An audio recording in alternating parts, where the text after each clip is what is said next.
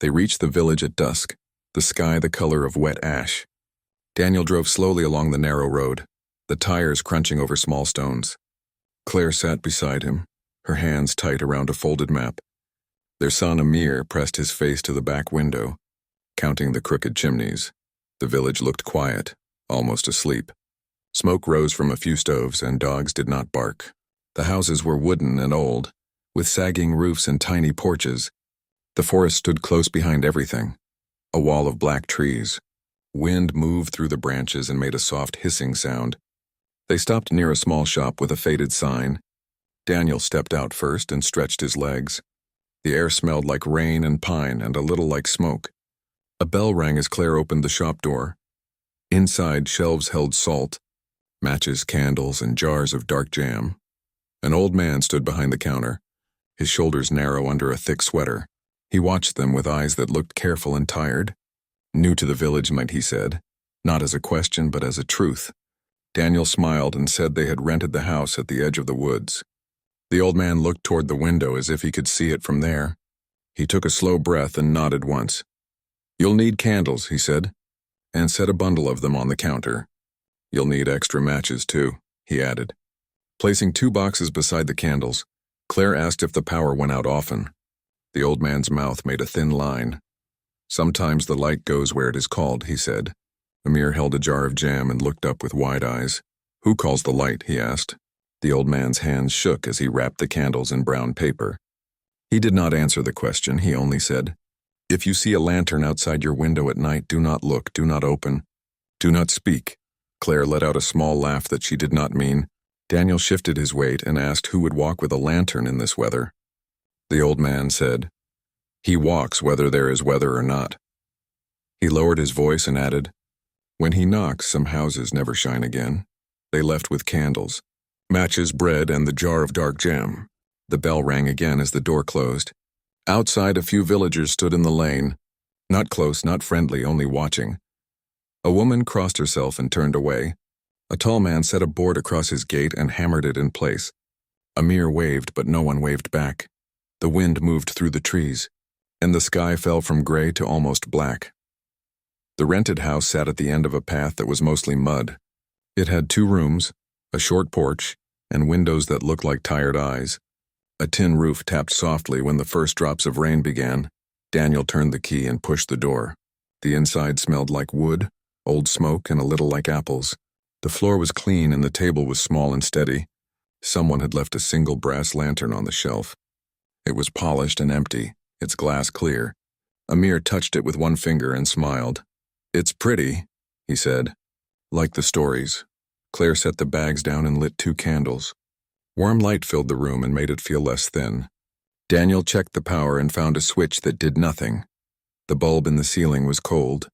"Maybe the line is down," he said, trying to sound calm. He stacked wood in the small stove and lit it. Fire caught, and a little joy rose with the first orange flame. Rain grew harder and moved across the tin roof like many feet. The forest answered with a low whisper. Amir sat on the floor and drew a house with a bright window.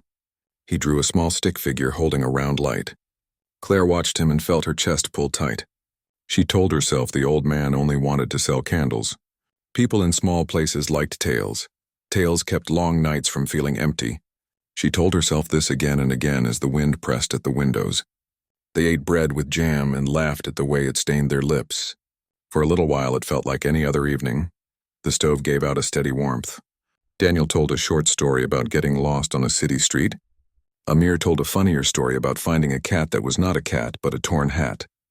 They all laughed, and the house seemed to settle around them. The candles leaned and straightened in a small draft. The brass lantern on the shelf watched the room with its clear eye of glass. Later, the rain slowed. The stove clicked and sighed like a tired thing. Daniel checked the door and found the latch a little loose. He fixed it with a nail and a short piece of wire. Claire folded blankets on the bed and set a candle on the chair. Amir asked if he could sleep by the window to hear the rain. Claire said yes, as long as he stayed warm. They tucked him in and kissed his head. His hair smelled like smoke and rain and the dark jam. Night took hold in a sure way. The forest became one piece of shadow. Clouds hid the moon and kept it. In the deep hours, the stove fell quiet. The house made small sounds that were only old wood breathing. Daniel slept and woke and slept again. Claire lay with her eyes open and counted each soft creak. Sometime after midnight, Amir sat up fast. He was not sure what woke him. The room was not cold and not warm. The candle on the chair burned low. He looked toward the window and froze. Outside where the path met the lane, a small round light glowed. It was not the moon. It was lower, nearer, careful. The light moved once to the left, once to the right, slow as a nod. Amir's mouth opened, but no sound came out. He remembered the old man's words, "Do not look, do not open, do not speak." He tried to lie down again, but the light lifted. It floated to the edge of the yard and paused like a held breath. Then the sound came, gentle and slow. 3 soft knocks against the window glass. Not loud, not rude, not angry, only certain. Knock, knock, knock. Amir gripped the blanket and did not move. The candle guttered and bent toward the window as if pulled across the room. The brass lantern on the shelf gave a tiny ring like a spoon on a cup. Claire woke and held her breath.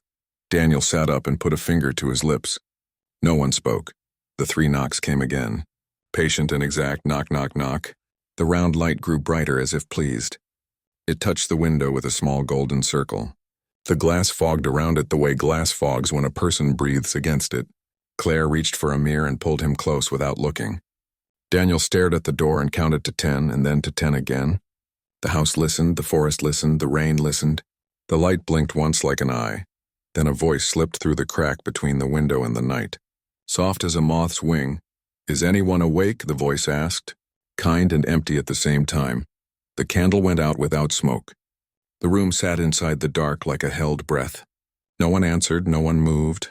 The light waited, the voice waited, and then the 3rd set of knocks came again, slow and sure, knock, knock, knock. The next morning, Amir told them about the knocks. His small voice shook as he said the words. Claire stroked his hair and told him it had only been the storm.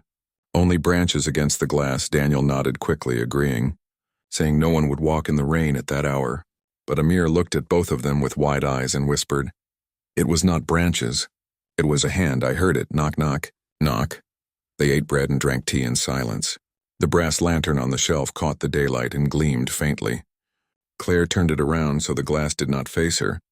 Daniel carried wood to the stove and worked too quickly, his shoulders stiff. No one mentioned the old man's warning from the shop, but it pressed on them all the same. In the afternoon, the clouds rolled back. The sky grew pale and stretched, the forest steaming from the night rain. Claire walked to the lane with Amir to see the village. A woman was sweeping her step with sharp strokes. Amir waved, but she did not wave back. She only muttered, "Keep your boy inside after dark." Claire asked her what she meant, but the woman's eyes slid to the trees, and she said no more. At the well near the square, another villager filled his pail and hurried away without a word. The silence of the people was worse than anger.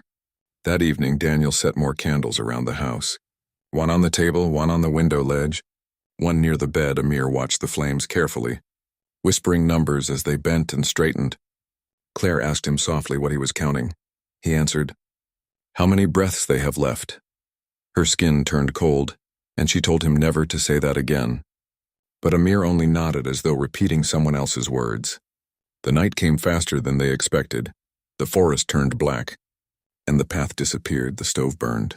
But the corners of the room felt thin, as if light could not stay there. Claire read aloud from a book to keep Amir calm. Daniel smoked his last cigarette by the door and listened. The sound of the trees was steady. The sound of rain was not somewhere beyond the yard. There was another sound, soft but certain, the crunch of footsteps moving slow. Amir sat up straight, his eyes fixed on the window. Claire stopped reading, her mouth still open on the unfinished word. Daniel ground the cigarette into the stone step. He whispered that it was just a late villager, someone walking home. But Amir shook his head and pointed, his hand trembling. Through the curtain, faint but clear, a glow of light swayed back and forth. The same round glow as before, low and patient. It moved to the side and then returned, as if pacing, as if waiting for the right moment. The first knock came soft, knock, knock, knock. The sound slid through the glass, through the air, and into their chests. Claire pulled Amir close and told him to keep his eyes shut. Daniel stood, his fist clenched, but he did not step forward. The glow pressed against the window, bright enough now to cast a round shape on the floor. The candle nearest to the window bent toward it as if drawn. Then the flame shrank by half, gasping. The wax running faster down the side, Claire gasped and blew the candle out. Daniel cursed under his breath, sweat sliding down his neck. The knock came again, not angry, only patient. Knock, knock, knock. The brass lantern on the shelf rang softly again.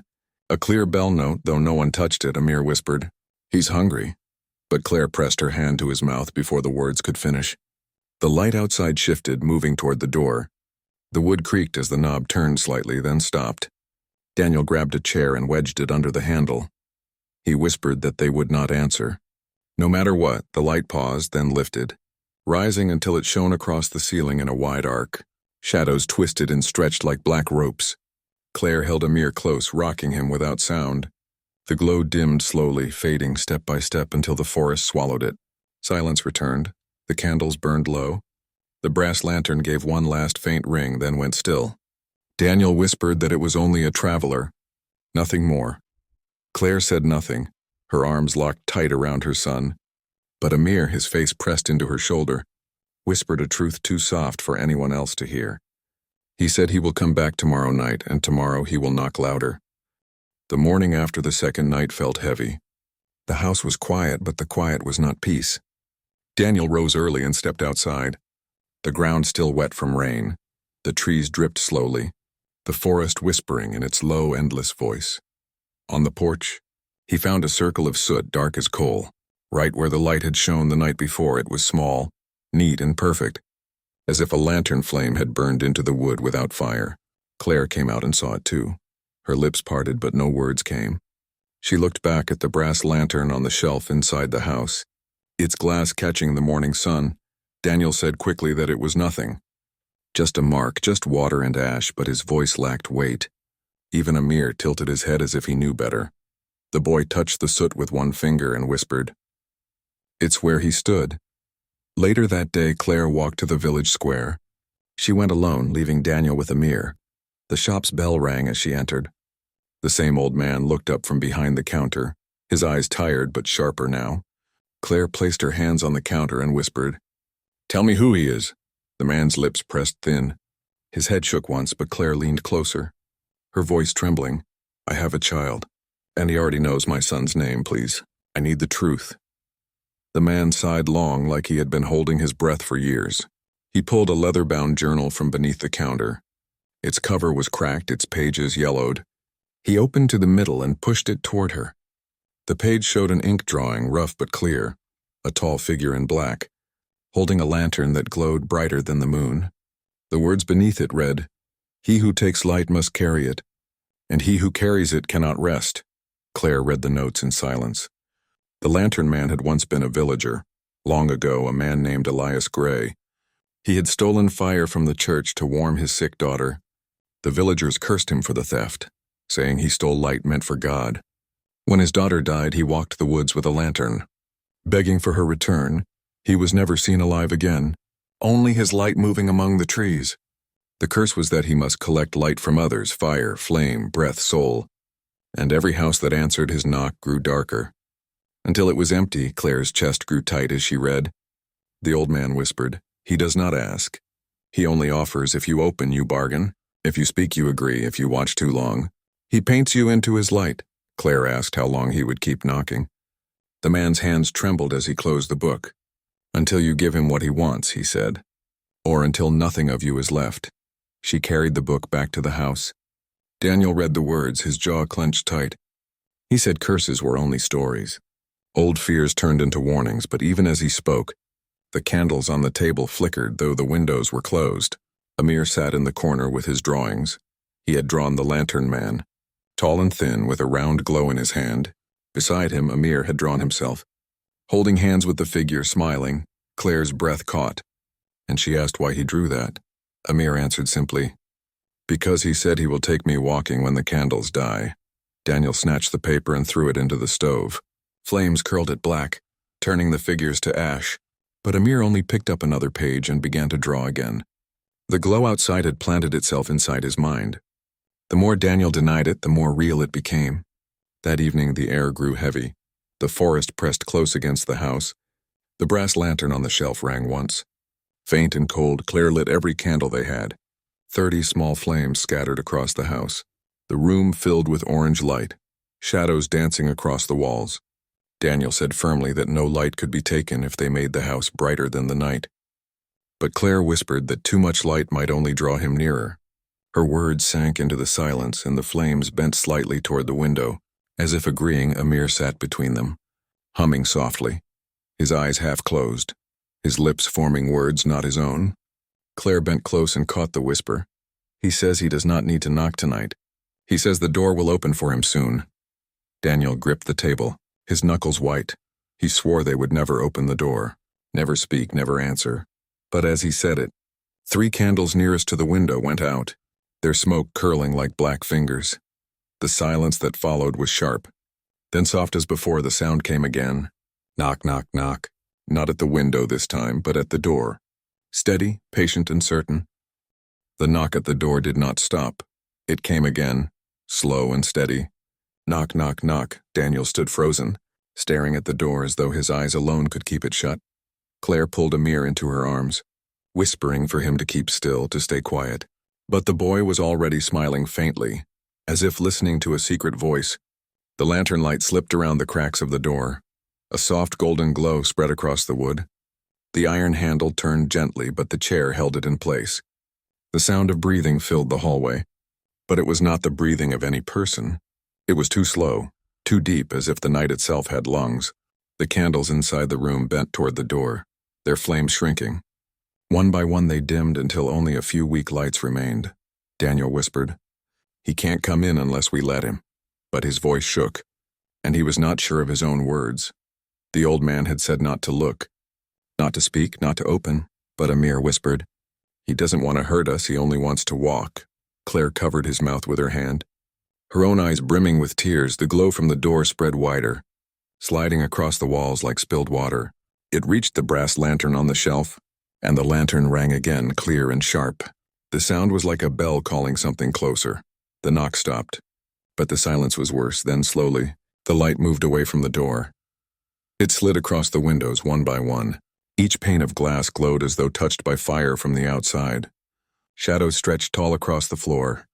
A figure passed by, its shape too thin, its arms too long. The lantern in its hand burned steady, but the fire inside was not warm.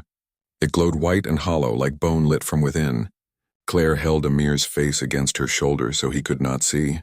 Daniel stepped back from the door, his chest heaving. The figure's shadow passed again, this time across the ceiling, as if it was no longer walking on the ground but climbing the very walls of the house. The lantern glow flickered in every corner. Even in the darkest part of the room, there was no safety from it. The sound of the figure's steps came from everywhere at once. Slow, steady, patient. Amir whispered against his mother's hand, "He is waiting for me." Claire shook her head fiercely, whispering back, "No one is waiting. It is only wind and light."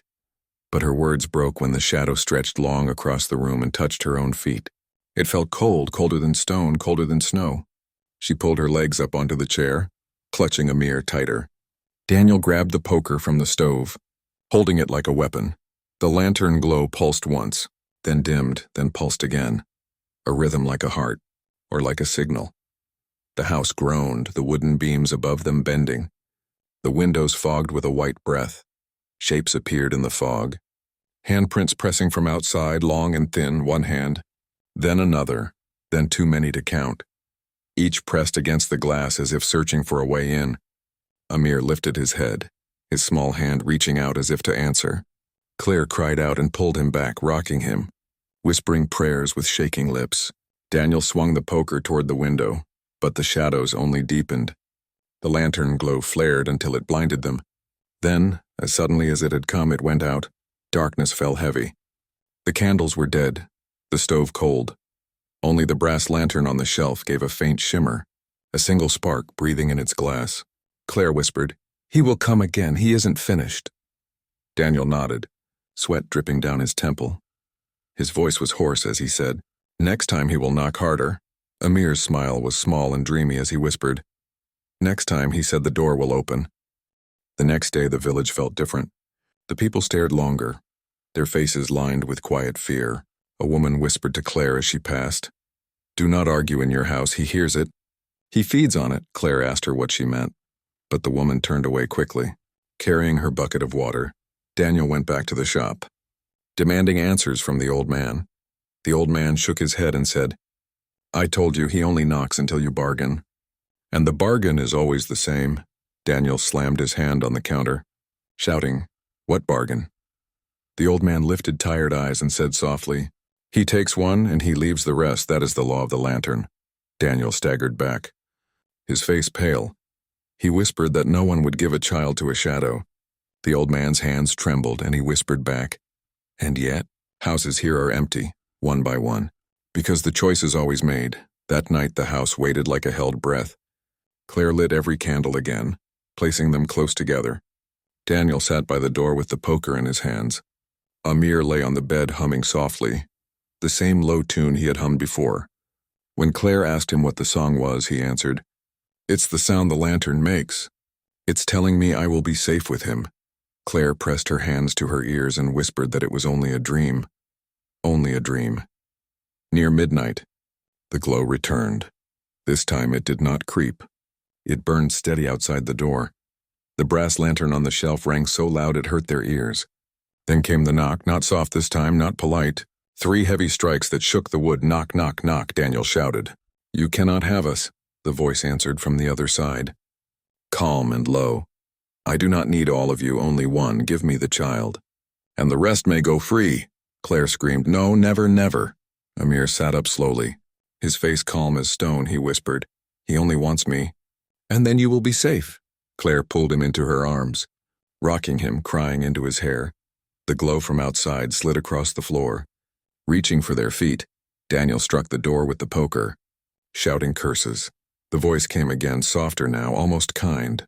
If you give him, he will not grow old, he will not feel pain, he will walk with me, and he will shine forever. Claire shook her head until her hair fell across her face. She whispered, No, he is mine, he is not yours. The glow flared in anger. The house groaned, the windows cracked. The voice rose louder, filling every corner. One must go, or all will fade. Amir reached for the brass lantern. His small hand trembling, the glass shimmered. And for one moment his face reflected inside, faint and pale. Claire pulled him back, her hands burning where she touched the lantern's handle. Daniel shouted into the dark, Take me, not him. Take me if you must take anyone. The lantern glow dimmed, then swelled as if considering. The voice answered, slower this time. The lantern does not choose. The lantern only takes what is given. The silence that followed was thick. The glow lingered outside, waiting. The brass lantern gave one last hard ring and went still. Then the light faded into the trees, leaving the house heavy with dark. Claire sobbed into her child's hair. Daniel sank to his knees by the door, whispering that he would find another way. He had to, but Amir, half asleep in his mother's arms, whispered softly, He says the bargain is not finished yet. He will come again and he will knock louder. The house grew darker with each night. It was not only the forest pressing close. It was something inside. The stove fire refused to stay strong. The wood burned too quickly. The candles melted down faster than they should, wax spilling like water. Even the matches seemed weak. Their flames short-lived no matter how much Daniel struck them. The fire would not hold. Claire sat at the table with Amir, her arms around him. She whispered stories to him. Soft tales of rivers and birds, but Amir's eyes were half closed, his lips moving with another whisper. He mouthed words that were not hers, words too old for his small voice. Daniel watched with tight fists, knowing the boy was answering the voice from the lantern. Claire begged him not to say the words aloud, not to give them power, but Amir only said, He is teaching me to keep the light. That evening Daniel carried every candle they had into the room. He set them in rows on the table, the shelf, the floor, 30 flames burning, glowing bright. The room filled with warmth and gold. Claire breathed easier for the first time in days. But Amir only tilted his head, listening. Then he whispered, He says the candles won't last. He says the last one belongs to him. As the night deepened, the lantern glow returned. It did not wait by the door this time. It slid around the windows, circling the house like a wolf. The candles bent in unison. Their flames shrinking, 5 went out at once. Then 3, then 4 more. Claire gasped and tried to relight them, but the wicks only smoked. Her hands shook as she struck match after match.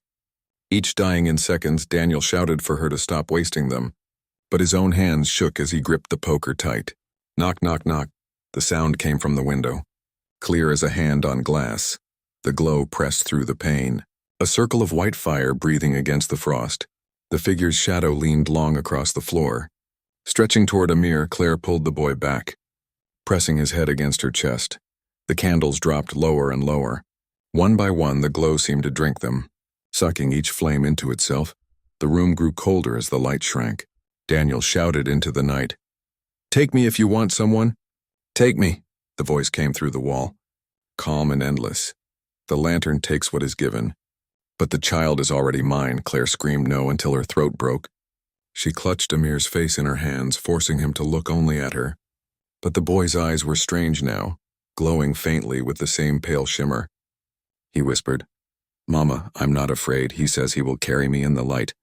I will never be alone." The last 3 candles trembled.